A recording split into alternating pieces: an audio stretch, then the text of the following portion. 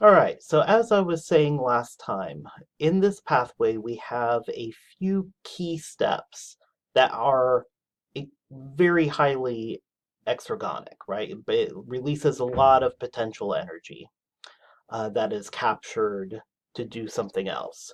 These steps are very far away from equilibrium and are not easily reversible. In the center of this pathway, though, there is a series of reactions that essentially exist at near equilibrium, which means that they can freely flow back and forth dependent upon what you put in, right? So if you have a lot of this compound here, it'll naturally progress through this pathway. If we put in a lot of this compound here, it'll naturally flow backwards, right?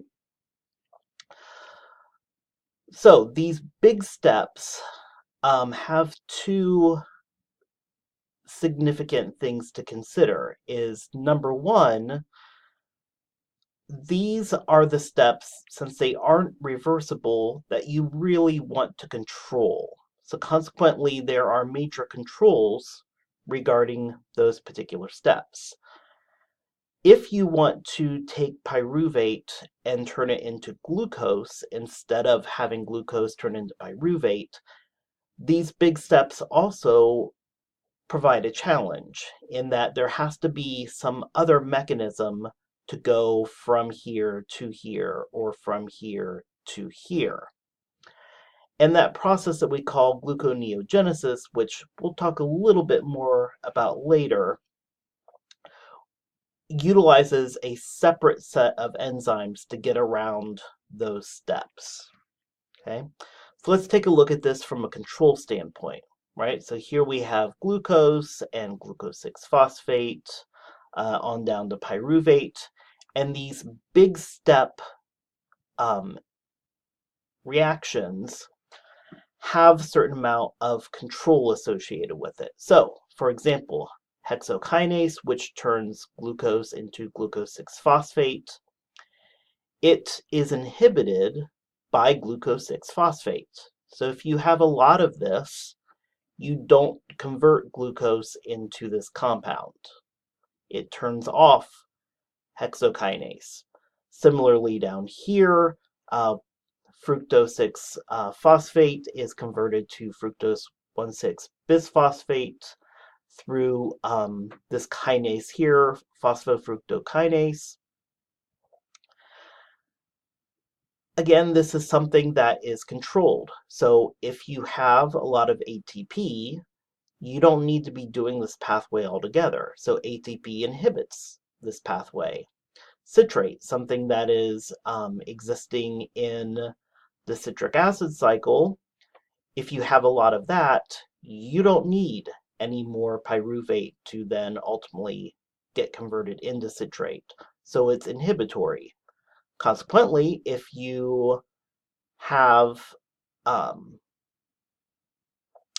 an abundance of AMP or ADP, that is stimulatory for this reaction.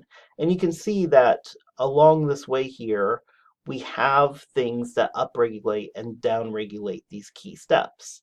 Now, looking at this from a reverse standpoint, if we want to go to pyruvate back to glucose, when we have those big steps, we have a side pathway or an alternative enzyme that can carry out the reverse of that.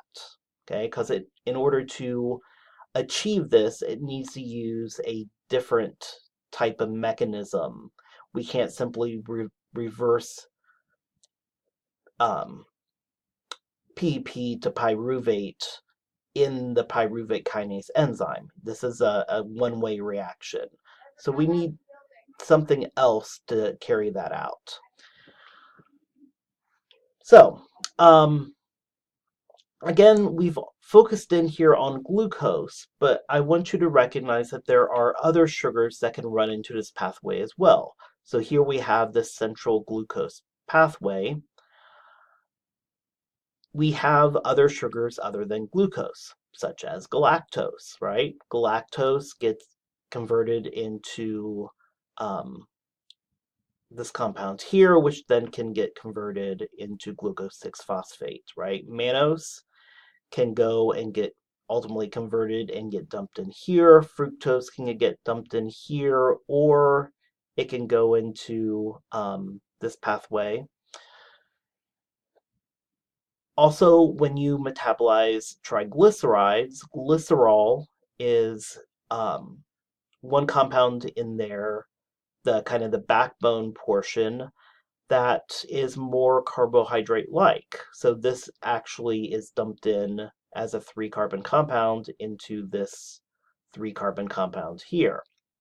So you can see how all these sugars kind of come together into this central pathway. So this isn't really about glucose per se, it's about what the central points are that lead us through. Okay?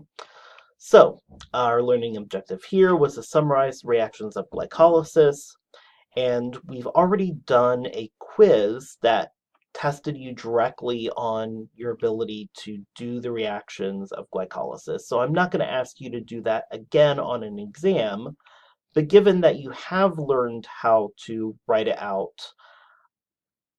I feel like I'm free to utilize those words in questions, right? So I'm not going to have you detail the entire pathway, but I may ask particular questions, and you knowing where those fall in will help you answer them.